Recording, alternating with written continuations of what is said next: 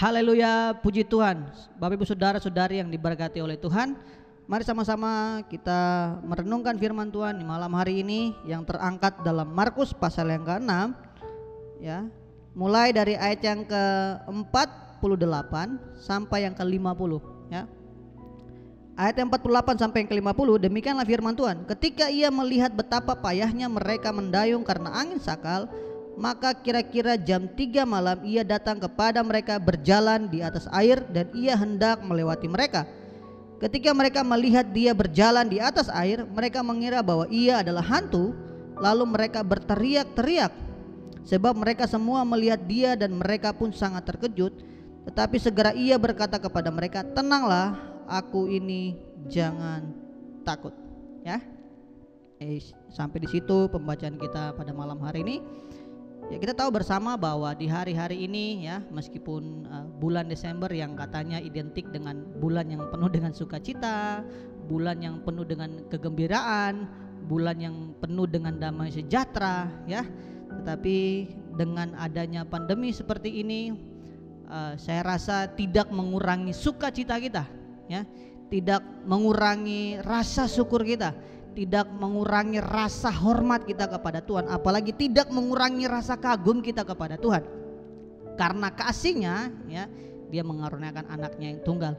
Sehingga saya rasa meskipun di situasi yang seperti ini, mungkin seberapa dari kita yang mungkin sedih melihat kondisi seperti ini, karena mungkin kita membandingkan bagaimana Natal di beberapa tahun yang lalu. Kita bersemangat, kita ke gereja, menghias gereja, atau ada yang mungkin menghias rumah, berbondong-bondong datang ke gereja hanya untuk supaya ketika hari Natal nanti gereja terlihat lebih bagus, lebih keren dan lain sebagainya. Namun dengan kondisi seperti ini sepertinya membatasi kegiatan kita ya. Tetapi lewat renungan pada malam hari ini yang ingin saya sampaikan kepada jemaat Tuhan sekalian, saya ingin mendorong jemaat Tuhan untuk tidak terpengaruh dengan situasi. Artinya kondisi boleh seperti ini, tetapi saya rasa tidak mengurangi kita untuk kita tidak bisa melihat Tuhan di sana. Kondisi seperti ini tidak menghalangi saya atau jemaat Tuhan untuk dapat melihat bahwa Tuhan ada di sana. Atau kondisi sekarang ini tidak menghalangi saya untuk dapat saya merasakan bahwa Allah itu ada. Ya, itulah sebabnya tema pada malam hari ini yang pengen saya angkat untuk disampaikan kepada jemaat Tuhan sekalian adalah bagaimana mengalami Kristus di tengah krisis. Mengalami Kristus di tengah krisis ya. Seringkali kan apapun yang membuat kita permasalahan, pencobaan, beban hidup itu seringkali mengalihkan pandangan kita atau mengecohkan fokus kita untuk melihat bahwa sebenarnya Kristus itu ada, Tuhan itu ada. Bahkan kita dapat menikmati Tuhan. Tetapi karena kondisi seperti ini seringkali kita melupakan Tuhan. Betul atau tidak? Ya. Tapi saya ingin mendorong kepada Bapak Ibu Saudara jemaat sekalian, sekali lagi jangan sampai di tengah krisis kita tidak menikmati Tuhan. Tapi justru lewat ini menjadi ajang bahwa apapun yang terjadi saya harus tetap bisa merasakan Tuhan. Ya, tema sekali lagi saya sampaikan, mengalami Kristus atau menikmati Kristus di tengah krisis ya. Kalau Bapak Ibu Saudara melihat konteks dari ayat firman Tuhan pada malam hari ini adalah konteks tentang berbicara tentang bagaimana murid-murid semua, bahkan ada orang-orang yang sebelumnya di kisah selanjutnya, kisah sebelumnya berbicara tentang bagaimana Yesus selesai memberi makan 5.000 orang. Ya, kemudian mereka pergi. Nanti kalau Bapak Saudara baca dari 45 sampai 52, di ayat 45 dikatakan bahwa Yesus segera memerintahkan murid-muridnya untuk pergi ya, naik perahu dan berangkat lebih dulu ke seberang ya, karena nanti Yesus sendiri akan membujuk orang-orang yang mengikut dia untuk pulang kembali ke tempat mereka masing-masing, dan murid-murid dipersilakan untuk ke seberang lebih dulu ya. Di ayat 46 berkata begini, setelah ia berpisah dari mereka, ia pergi ke bukit untuk berdoa ya.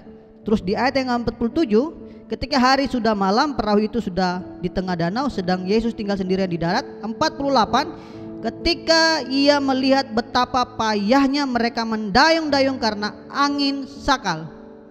Nah, seringkali kita lupa hal ini, bahwa sebenarnya itu Yesus memperhatikan kita. Amin. Yesus memperhatikan kita dari jauh. Ya, dikatakan di ayat 45 Yesus berkata kepada murid-muridnya bahwa mereka pergi ke seberang duluan, mendahuluinya.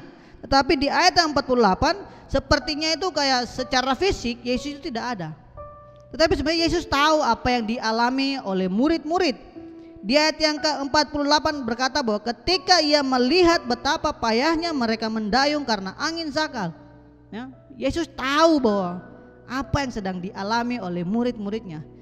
Saya rasa Yesus yang sama juga tahu apa yang menjadi keresahan kita di hari-hari ini. Mungkin kita berdoa, Tuhan kapan pandemi ini berakhir? Ingat, engkau gak sendirian. Itulah sebabnya pentingnya kita mengalami Kristus di tengah krisis.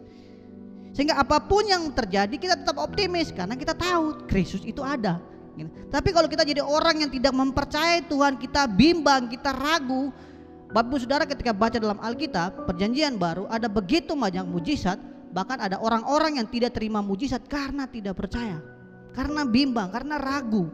Ya, tapi saya tidak ingin jemaat Tuhan menjadi jemaat Tuhan yang seperti itu, yang tidak mengalami Kristus karena fokusnya teralih atau beralih karena diganggu oleh situasi, diganggu oleh beban hidup, diganggu oleh pandemi yang seperti ini, sehingga kita susah untuk melihat bahwa sebenarnya Kristus ada di dalam situ. Di ayat yang ke-48 berkata sekali lagi, ketika ia melihat betapa payahnya mereka mendayung karena angin sakal. Jadi Yesus tahu apa yang terjadi, mereka bersusah-susah karena ada angin di tengah ombak. Bapak Ibu Saudara, maut sudah selangkah, mereka susah. Namun Yesus nggak cuma sekedar melihat. Bapak Ibu Saudara, perhatikan selanjutnya berkata apa? Maka kira-kira jam 3 malam ia datang kepada mereka. Nah inilah, jadi Yesus bukan hanya tahu, Yesus bukan hanya melihat, Yesus bukan hanya mengerti, tetapi dia datang. Nah ini yang perlu kita sadari, bahwa sebenarnya Yesus itu ada dan Yesus itu bertindak gitu. Sama seperti kalau Bapak Ibu Saudara melihat bangsa Israel, ya, Bapak Ibu kalau melihat sejarah bangsa Israel keluar dari Mesir atau tanah perbudakan, ya, sepertinya itu Allah tidak ada. Ya, secara fisikal sepertinya Allah itu tidak ada. Tapi sebenarnya Allah sedang bekerja di balik layar, ya, dalam tanda kutip di balik layar. Mulai dari mereka keluar dari Mesir, mereka menyeberangi sungai Teberau, bahkan mereka diberi makan mana, bahkan mereka berperang, mereka menang dan lain sebagainya. Mereka bisa lalui itu. Kenapa? Tuhan tuh ada bersama-sama dengan mereka. Tapi sekali lagi, meskipun bukti-bukti itu sudah kuat bagi bangsa Israel, masih ada yang orang yang tidak percaya. Nah, saya tidak pengen saya dan Bapak Ibu Saudara sekalian menjadi orang-orang yang demikian, yang tidak mengalami Kristus di tengah krisis. Tapi kita menjadi orang-orang yang menikmati Kristus. Ada sukacita, ada kegembiraan, ada damai sejahtera, ada rasa syukur, terlebih rasa hormat, rasa kagum itu tidak berkurang meskipun pandemi seperti ini. Ya, tidak mengurangi sukacita kita. Ya. Karena kita tahu Allah itu ada. Amin. Dikatakan bahwa Yesus melihat mereka karena mereka bersusah payah, mereka mendayung karena angin sakal, maka datanglah Yesus dan ia hendak melewati mereka. Namun di ayat yang ke-49 berkata, ketika mereka melihat dia berjalan di atas air, mereka mengira bahwa ia adalah hantu, lalu mereka berteriak-teriak. Ya. Sebenarnya mereka tahu, karena waktu itu Yesus datang jam 3 malam. Dan Yesus datang berjalan di atas air, ya. Mungkin kalau saya dan Bapak Ibu Saudara pun mungkin bisa demikian, berkata itu hantu, karena manusia biasa tidak mungkin bisa berjalan di atas air. Dan itu pun dilakukan oleh Yesus, itu membuktikan bahwa dia itu Allah. Hanya Allah yang bisa melakukan hal yang demikian, ya. Namun karena pada saat itu murid-murid, orang-orang yang ada pada saat itu, mereka melihat Yesus datang tengah-tengah malam, jam 3 malam dengan kondisi panik, kondisi cemas. Mereka takut bahwa ini bahaya, anginnya kencang. Namun ada orang yang berjalan di atas air jam 3 malam, mereka berpikir bahwa itu hantu. Tetapi sekali lagi, kedatangan Yesus kepada mereka itu memberikan mereka ketenangan. Bahkan kalau Yesus hadir, jadi ketika Bapak Saudara melihat lagi kembali, ketika mereka melihat dia berjalan di atas air, mereka mengira bahwa ia adalah hantu, lalu mereka berteriak-teriak. Ayat 50, sebab mereka semua melihat dia dan mereka pun sangat terkejut. Tetapi segera ia berkata kepada mereka, tenanglah, aku ini, jangan takut. Inilah kehadiran Yesus. Inilah hasil atau hadiah atau bentuk pemberian yang Allah berikan kepada kita ketika kita bertemu dengan Tuhan. Ketika kita bisa menikmati Tuhan, ada ketenangan, ada damai sejahtera. Bahkan yang tadinya angin ribut itu pun diredakan, Bapak Saudara. Sehingga yang tadi mereka takut, waduh ini gimana, anginnya kencang, pandemi seperti ini, waduh saya takut keluar sana nanti kena begini, nanti ke sana harus jaga jarak dan lain sebagainya. Tetapi sekali lagi mereka yang menikmati Kristus di tengah krisis, ada ketenangan.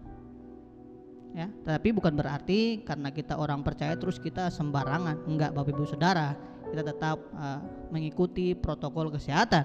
Ya, bukan berarti karena kita beriman kepada Kristus terus kita imun kita bertambah. Enggak, Bapak Ibu Saudara. Ya, jadi bukan berarti orang yang percaya kepada Kristus kebal akan penyakit. Enggak. Tapi saya ingin ada satu hal yang pengen kita alami, yaitu ketenangan, yaitu damai sejahtera, yaitu sukacita, kegembiraan, rasa syukur yang akan kita alami ketika kita dapat menikmati Kristus di tengah krisis. Sehingga hal itu juga yang tidak membuat kita panik, serba takut, bimbang dan lain sebagainya. Murid-murid demikian, Bapak Ibu Saudara sekali. Ketika mereka melihat Kristus, mereka bilang itu hantu. Ketika mereka jalan di tengah-tengah ombak tanpa Kristus, mereka takut. Gitu. Bahkan ada kisah di mana mereka berlayar dengan Yesus, namun Yesus tertidur dan mereka juga takut. Mereka bilang, "Guru, Engkau tidak peduli bahwa kami akan binasa dengan kondisi seperti ini." Namun sekali lagi mereka dapat menikmati Kristus di tengah krisis. Kalau ada Kristus bersama-sama dengan kita, maka ada ketenangan. Sehebat apapun masalah, sehebat apapun persoalan hidup, beban hidup, bahkan pandemi yang seperti ini, anak Tuhan akan tetap bersukacita, akan tetap bersyukur, akan tetap ada sukacita yang melimpah, ada damai sejahtera, ada ketenangan. Kenapa? Ada Kristus di sini. Saya rasa itu yang perlu Bapak Saudara nikmati, cari itu. Ya. Firman Tuhan jelas, carilah dahulu kerajaan Allah dan kebenarannya, maka semuanya itu akan ditambahkan kepadamu. Secara itu jelas sekali, tanpa harus diperjelas, tanpa harus diuraikan lagi. Saya rasa jemaat Tuhan sudah sering mendengar hal itu dan tahu tentang arti teks itu atau ayat itu. Bagaimana pentingnya kita mengalami Kristus di tengah krisis, supaya kita tidak menjadi orang yang bimbang, yang takut, yang akhirnya Tuhan kita tidak bisa rasakan, yang akhirnya kita tidak bisa melihat Tuhan, kita tidak bisa merasakan Tuhan. Sepertinya Tuhan tuh nggak ada, bahkan kita sering menyalahkan Tuhan. Tapi sekali lagi, lewat peristiwa ini, Bapak Ibu Saudara kalau baca kisah ini, lihat apa yang terjadi. Laut yang tadi itu tenang, Bapak Ibu Saudara, yang tadinya ribut itu tenang. Laut yang begitu bergejolak tenang karena kehadiran Kristus. Kenapa? Ada Kristus di situ. Sehingga murid-murid yang tadinya takut, capek, waduh ini bahaya, ini nyawa saya sudah terancam. Tapi ketika mereka dapat melihat Kristus itu sendiri dan menikmati kebersamaan dengan Kristus, ombak pun teduh. Saya rasa itu pun yang harus kita lakukan di hari-hari ini. Bagaimana melihat hari-hari kondisi yang seperti ini tidak menjadi satu hambatan untuk tidak menikmati Kristus, tidak menjadi satu alasan untuk kita tidak dapat menikmati Kristus. Tapi lewat kejadian ini, apapun yang terjadi, ingat, Kristus harus selalu dilibatkan, Tuhan harus selalu diandalkan, Tuhan harus menjadi yang utama dalam kehidupan kita. Sehingga apapun kondisi yang terjadi, ada ketenangan, ada damai sejahtera, ada sukacita, ada ucapan syukur. Kenapa? Karena ada Kristus hadir di tengah-tengah kita. Bukan cuma kita pribadi, tapi keluarga kita, persekutuan kita, ya, teman-teman, komunitas yang lain, ya, apapun bentuknya, perbiasakan untuk melibatkan Tuhan, mengizinkan Tuhan hadir di sana, sehingga apapun yang terjadi ada ketenangan, damai sejahtera, bahkan sukacita yang melimpah yang Allah berikan bagi kita semua. Mari Bapak Saudara sekalian, saya akhiri khotbah kita di hari ini. Kita tundukkan kepala dan kita berdoa. Bapa di surga, terima kasih buat hari ini. Kami bersyukur untuk semua anugerah-Mu dalam kehidupan kami, karena kami percaya Engkau Allah yang berkuasa, Allah yang tidak pernah meninggalkan kami. Kami percaya bahwa setiap firman-Mu yang kami dengar pada malam hari ini itu akan jatuh di tanah yang terbaik. Kami akan simpan firman itu dan kami akan melakukannya, karena kami tahu ketika kami melakukannya, ketika hati kami baik, maka firman itu akan bertumbuh berkali-kali lipat guna hormat kemuliaan nama-Mu saja ya Tuhan. Terima kasih Tuhan, terima kasih Yesus, bersyukur untuk semua ini di dalam nama Tuhan Yesus Kristus. Haleluya, amin.